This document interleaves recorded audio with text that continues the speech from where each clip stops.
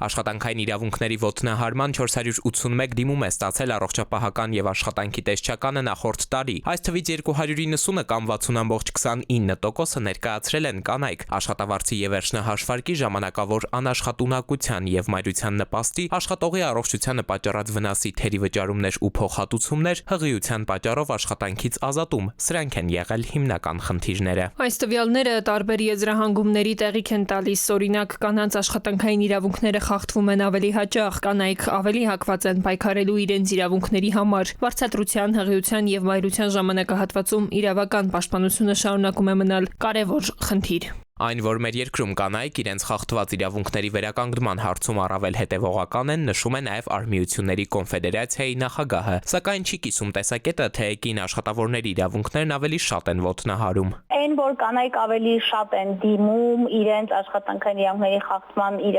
մասով, դա դեռ չի նշանակում, որ իրենցն է ավելի շատ խախտվել։ Ընդհանուր առմամբ ներպետական օրենսդրությամբ չունենք այնպիսի մի երաշխիք, որը չեն խախտում գործատուները, հավելում է Մանասերյանը։ Այստեղ նաև խնդիր ունենք կանանց, եթե կանանց մասին ենք խոսում, ապա նաև կանանց հանդեպ խտրական վերաբերմունքի, որովհետև շատ բար դեպքերում նաև խտրականության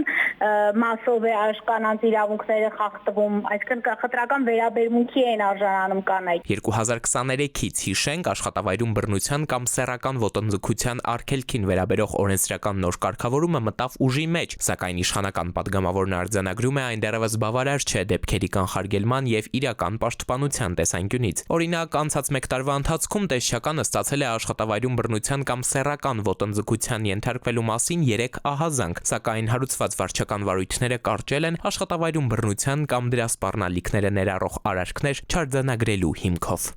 Էդուարդ Պողոսյան, Ժամ լրատվական։